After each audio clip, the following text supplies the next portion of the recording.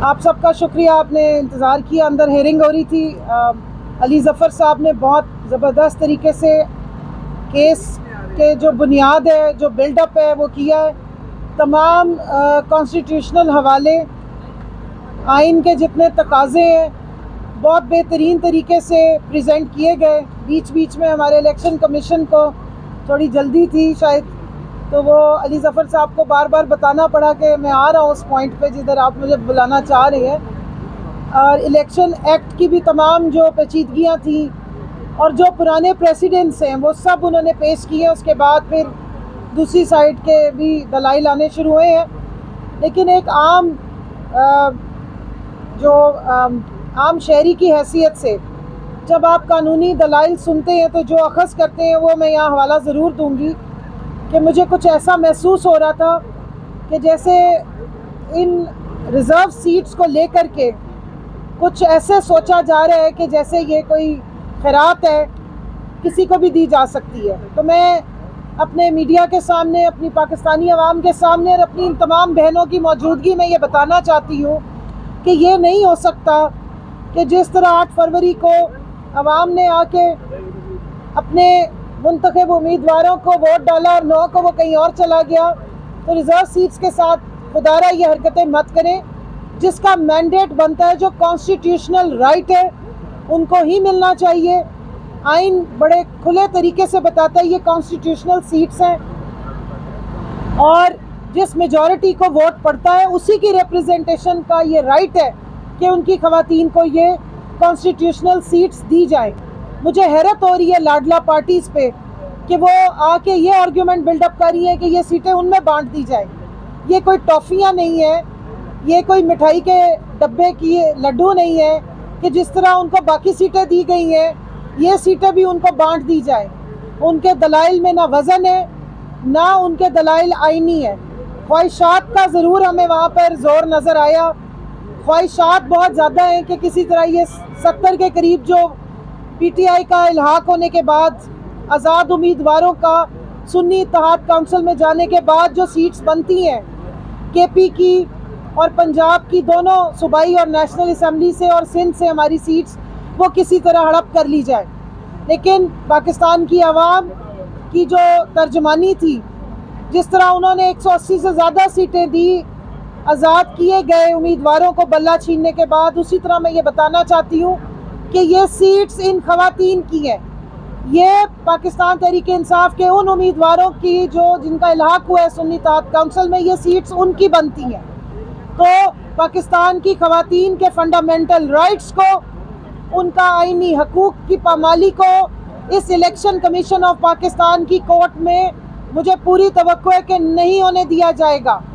जो धांधला खुलेआम 9 फरवरी को हुआ वो यहाँ पर हम एक्सपेक्ट नहीं करें, क्योंकि हमारी तमाम जो सियासी खवातीन हैं इनको सियासी इंतकाम का पूरे 1 साल से निशाना बनाया जा रहा है।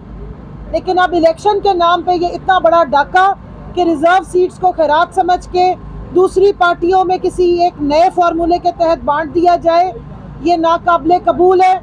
इस पे हम सुप्रीम कोर्ट में भी जाएंगे, इस पे हम एहतजाज में भी जाएंगे। और मुझे पहले तो पूरा यकीन है कि जो कमीशन बैठा है, जिसमें 4 मेंबरान और 1 चीफ इलेक्शन कमिश्नर बैठे हैं, वो जो जिरा हो रही है उसको पूरी तवज्जो से सुने और उसके ऊपर ध्यान दे। जो कॉन्स्टिट्यूशन के जो आइन के आर्टिकल्स बताए जा रहे हैं, अली ज़फ़र साहब ने बड़े बेहतरीन तरीके से दलाइल दिए और 1 बाय 1 अपना पूरा केस प्रेजेंट किया है, उसमें हवाले दिए हैं। उन्होंने बहुत सारे प्रेसिडेंट्स जो BAP को, बाप पार्टी को इल्हाक के बाद, आज़ाद उम्मीदवारों के इल्हाक के बाद सीटें दी गई थी, उसी पैटर्न पे, उसी प्रेसिडेंट्स पे सुन्नी इत्तेहाद काउंसिल के अंडर भी ये सीट्स हमारी बनती हैं, हमारी खवातीन की बनती हैं, जिसमें पंजाब से नेशनल असम्बली की 12 सीट्स बनती हैं, KP से नेशनल असम्बली की 10 सीटें बनती हैं। इसी तरह पंजाब की हमारी जो सूबाई असम्बली से हमारी कम से कम 24 सीटें बनती हैं और 3 हमारी माइनॉरिटीज़ की बनती हैं, और KP की सूबाई असम्बली से तकरीबन 21 से 22 सीट्स हमारी बनती हैं और इसी तरह हमारी माइनॉरिटी की सीट्स हैं। और सिंध से हमारी तकरीबन 2 से 3 के करीब हैं सीट्स जो नंबर्स के मुताबिक मिलती हैं। तो जो सेट फार्मूला है, ख़वातीन को मार्जिनलाइज ना किया जाए, ख़वातीन के फंडामेंटल जो ये सियासी ख़वातीन की स्ट्रगल है, इनके राइट्स को यहाँ पर इस्तेसाल ना किया जाए। और अगर ऐसा इरादा करके कोई बैठे हैं और जो खाने आ गए हैं सियासत के नाम पे, ये सीटें हड़प करने आ गए, मैं उनको भी कहूँगी कि खुदा का वास्ता है, आप तो हमेशा जमहूरियत को मुस्तहकम करने की बात कर रहे होते हैं, कम से कम बज़ाहिर ही थोड़ी सी रख रखाव रख लें। 17 सीटों पे आपने आके विक्ट्री स्पीच कर दी थी, उसके बाद वो विक्ट्री स्पीच करने वाले पता नहीं कहाँ नामालूम हो गए हैं। तो अब ये सीटें हम नामालूम नहीं होने देंगे। अब आपने हर तरह की जो धांधलियाँ थी इलेक्शन में वो कर चुके हुए हैं, लेकिन रिज़र्व सीट्स जो ख़वातीन, पाकिस्तान की सियासी ख़वातीन जो सियासत में, जो पाकिस्तान की आइन साजी में हिस्सा लेती हैं, अगर आप उनको इस तरीके से डिस्करेज करेंगे, पहले आपने वायलेंस से रोकने की कोशिश की, पहले आपने फाशिज्म से रोकने की कोशिश की, और अब आप उनके आईनी हक पे डाका डाल के अगर उनको मार्जिनलाइज करने की कोशिश करेंगे तो पाकिस्तान की ख़वातीन ये नहीं होने देंगी और ना अपने हक पे दिन दिहाड़े डाका डलने देंगी। आप आइन और कानून का सही इस्तेमाल करें। हमें अपनी कोर्ट से भी पूरी उम्मीद है कि वो हमारे इस आइनी हक पे डाका नहीं डलने देंगे। और पहले मुझे उम्मीद है कि ये इलेक्शन कमीशन ऑफ पाकिस्तान, आधे दिल से कह रही हूँ कि शायद इस तरह का डाका दिन दिहाड़े अब नहीं डलने देगा, क्योंकि जो इलेक्शंस में हो चुका है उससे पूरे पाकिस्तान की आवाम के जज्बात भी, उम्मीदें भी और जो उनका सियासत में इंटरेस्ट था वो मजरू हुआ है। तो इस कमीशन का काम है सियासत और जो जमहूरियत है उसको मुस्तहकम करना, साफ और शफाफ इलेक्शन करवाना इनके फ़राइज़ मनसबी है। इसीलिए पाकिस्तान की आवाम इनको टैक्स के, इतने बड़े टैक्स पेयर जो है पाकिस्तान का जो आवाम है, वो इस इलेक्शन कमीशन के ऊपर नज़रें जमा के बैठती है और पीसफुली अपनी राय का इजहार जाके वो उस बैलेट बॉक्स में करती है। तो अब आगे इस इलेक्शन कमीशन का काम था कि उस बैलेट बॉक्स की हिफाजत करते और पाकिस्तान की आवाम ने जिनको मैंडेट दिया था वो मैंडेट सही तरीके से हम तक पहुंचाते। लेकिन ना सिर्फ ये कि वहाँ पर भी आरओज़ के थ्रू धांधली की गई, अब अगर आइन और कानून की धज्जियाँ उड़ाते हुए एक बार फिर जिस तरह इलेक्शंस डिले किए गए, जिस तरह पंजाब को निगरान सेटअप में रखा गया, जिस तरह केपी को निगरान सेटअप में रखा गया, जिस तरह वफाक में निगरान सेटअप रखा गया और 90 दिन में इलेक्शन ना करवा के आइन को पामाल किया गया, अगर हमारी ख़वातीन की सीटों के साथ भी यही पामाली हुई तो ना सिर्फ ये कि 50% अवाम जो ख़वातीन पर मुश्तमिल है आपकी पॉपुलेशन, उसकी आप इज़्ज़त और उसके जज्बात को मजरू करेंगे, आप हमारा सियासी हक पे भी डाका डालेंगे और इसके बाद इस सियासी हक पे डाका डालने पे हम खामोशी से नहीं बैठेंगे। पुरअमन एहतजाज हमारा हक है, हम हर लीगल फोरम पे जाएंगे, चाहे वो पाकिस्तान की हाई कोर्ट्स हो या पाकिस्तान की सुप्रीम कोर्ट हो। लीगल लड़ाई हम पूरी लड़ेंगे और मैं फिर कह रही हूँ, चीफ इलेक्शन कमिश्नर से कह रही हूँ कि आपका रोल बहुत ही हमेशा नेगेटिव रहा है। जहाँ तक अवाम के एतमाद की बात है, जहाँ तक ख़वातीन के साथ इलेक्शन में डाके की बात है, उसमें भी कॉन्फिडेंस तो नहीं है, लेकिन फिर भी उम्मीद पर दुनिया कायम है, इसलिए हम भी बाहर खड़े हैं, पीसफुली इंतज़ार कर रहे हैं कि इस हेयरिंग से ठीक और इंसाफ की बुनियाद पे हमारे नतीजे आएँ और जो कोटा ख़वातीन का बनता है, जो रिप्रेजेंटेशन हमारी ख़वातीन की असेंबलीज में बनती है, वो हमें मिलनी चाहिए। आप एक तरफ एहतिजाज आपका हक है पूरा काम करती है इंटरनेशनल ख़वातीन के लिए, आज वो क्यों खामोश है? और कुछ काल करके आपने लोगों को कहा था कि GHQ की तरफ जाए, तो पूरा एहतिजाज में GHQ की तरफ भी जाना भी होता है।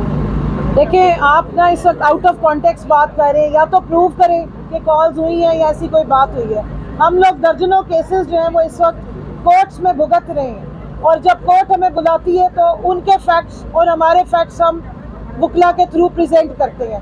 उनको मेरा ख्याल है कि इस चीज़ को कंक्लूड कर लेने दें, जबकि रावलपिंडी में जो लाहौर हाई कोर्ट का बेंच था, पन्नू साहब का एक जजमेंट आ चुकी हुई है और उसमें उन्होंने एग्जैक्टली बताया है कि वहाँ पर क्या हुआ था और क्या नहीं हुआ था, और उसके बाद हम डिमांड भी करेंगे कि सीसीटीवी फुटेजेस दी जाए, बताया जाए। सोशल मीडिया पे हमें मुजरिम ना बनाया जाए।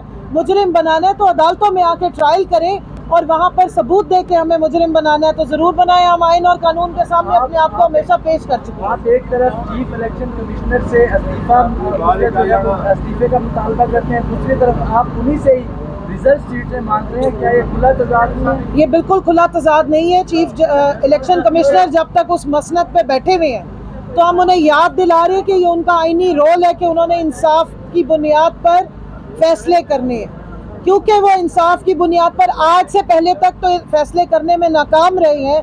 और रावलपिंडी के कमिश्नर साहब की जब बकौल किसी के कि उनका ज़मीर जाग गया था, तो जब उन्होंने एक बयान दिया था तो प्रेसिडेंस ये है कि अगर ऐसा कोई बयान आ जाए जिसमें आपकी ज़ात कंट्रोवर्शियल हो जाए, और इतने बड़े इलेक्शन को लेकर के जहाँ 25 करोड़ आवाम ने जाके वोट दिया है और उसके ऊपर नो कॉन्फिडेंस आ रहा है, तो तरीक़ेकार ये है कि आप स्टेप असाइड करें और एक इंक्वायरी जुडिशल की कॉल होनी चाहिए थी। हमें छोटी छोटी बातों पे तो केसेस कर लिए जाते हैं, कभी 14 FIR सोए कट जाती हैं। ये भी पूछा जाता है कि ख्वाब में आपने ये बात सोची थी तो इस बात पे भी आपके ऊपर FIR कट रही है। लेकिन जब यहाँ पर इतने बड़े मनसब पे बैठे हुए लोगों के बयानात आ जाते हैं तो उसके ऊपर ना कोई इंक्वायरी होती है, ना कोई किसी के कानों पे जू रेंगती है, ना जो है हमारे सुप्रीम कोर्ट से कोई समन जारी होते हैं। तो ये होने चाहिए। अगर आप साफ और शफाफ प्रोसेस पे और इदारों की क्रेडिबिलिटी पे बात करते हैं तो इदारे ही अगर एक दूसरे के ऊपर, इदारों में बैठे हुए आला मनसब के लोग इल्ज़ाम लगाएं तो उसके ऊपर इंक्वायरी ना होना जो है वो एक अचंभे की बात है। मैं इस फोरम से अपनी तमाम खवातीन और ख़ास तौर पे जो इंटरनेशनल ऑब्जर्वर्स हैं, जो बड़े बड़े इदारों में बैठे हुए हैं, मैं उनसे भी पूछना चाहती हूँ कि क्या ये जो खवातीन सियासत में हिस्सा लेती हैं, जो पॉलिटिकल वर्कर्स हैं, इनके क्या कोई राइट्स नहीं है? मैं अपने मीडिया से पूछना चाहती हूँ। इतनी वायलेंस, इतनी फाशिज्म के बाद अगर खवातीन अपने राइट्स मांग रही, जिन्होंने इलेक्शंस में भी काम किया, जो मेहनत करती हैं और जिनका हक बनता है कि उनकी रिप्रेजेंटेशन ठीक तरीके से असेंबलियों में हो, अगर उनके राइट्स पे डाका डाला जाएगा तो कहाँ है वो सारी हमारी NGOs वाली बहनें, कहाँ है वो इदारे जो बहुत ज़्यादा पहले चीखो पुकार करते थे लेकिन पिछले 2 साल से मेरे ख्याल में छुट्टियों पे गए हुए, और उनको ये खवातीन ना मारे खाती हुई नज़र आती हैं, ना सिर फटे हुए नज़र आती हैं, ना पीसफुल प्रोटेस्ट अपना जब ये राइट्स मांग रही होती है उस वक्त नज़र आती है, ना ये जेलों में पड़ी हुई नज़र आती हैं। तो ये पॉलिटिकल जो विक्टिमाइजेशन या सियासी इंतकाम का कल्चर पाकिस्तान में पिछले 2 सालों से खवातीन के साथ जारी किया गया है, मैं इसको कंडेम भी करती हूँ और आवाज़ देती हूँ इंटरनेशनल फोरम्स को भी और आप सबको भी और नेशनल फोरम्स को भी। National commission on the status of women को कहती हूँ कि आप किधर हैं? हर सूबे में आपकी प्रेजेंस मौजूद है।